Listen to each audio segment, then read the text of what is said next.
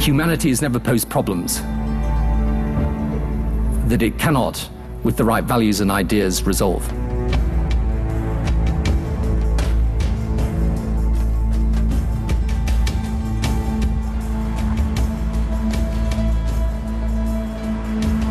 What we have to do is to produce solutions, yes, but also produce solutions that are capable then of being introduced not simply in our own economies in the West, but also in the developing countries who will be the major developed powers of the future.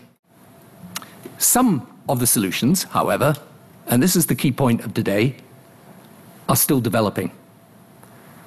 Solar energy. There's no doubt at all, its potential is absolutely enormous. But how do we scale it up? How do we make sure, not just in micro but in macro projects, we can bring its benefits to our system of growth and make it sustainable? I'm going to take us back 100 years ago or so, when the chief engineer of the British Royal Mail was shown a telephone. He was a very smart man, very capable man, well respected. He said, actually, we won't need those telephones in England because we've got more than enough servants and errand boys. So we've always doubted the capacity for change, but what we've got the panel to focus on here today, which will be a great panel, is to look at the entrepreneurs, the Edisons of the 21st century, who are going to build that exciting low-carbon future.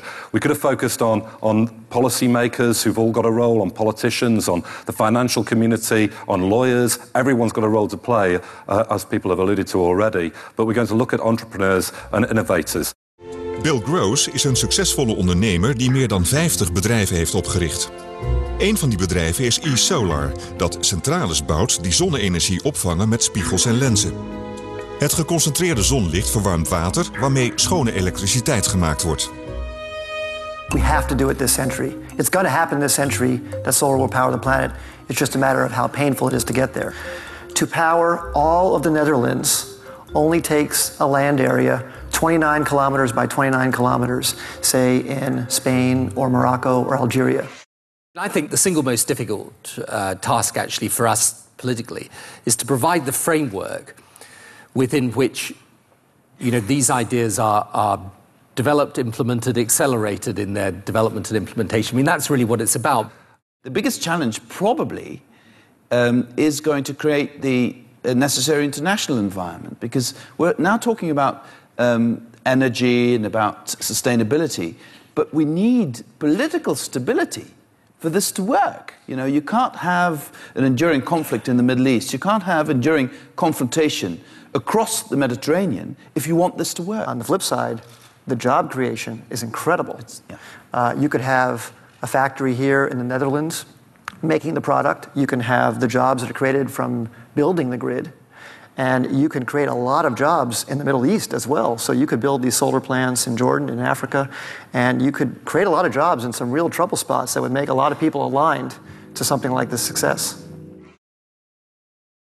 The difficulty with this, when you're looking at it from a policy-making point of view, is you can envisage the macro, right, and you can understand this. The question is how do you get the sort of middle bit going together? And I think my question would be to them, what are the simple things that government could do that would help? Since people think short-term and businesses think short-term, governments have to be the one that thinks long-term.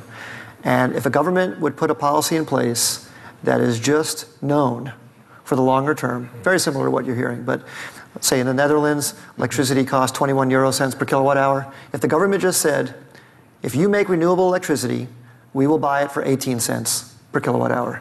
For the next 20 years, that will be the price. Mr. Gross, again, you've just explained to us that the Netherlands could be solar-powered fairly quickly, fairly easily. What would you say, top of your wish list, for the Dutch government to be solar-powered in the next 5 years? Well, I would say we and all other solar companies would just need to know that the electricity that we produce from the sun will be purchased at a fair price, so we can raise the capital to go do the projects.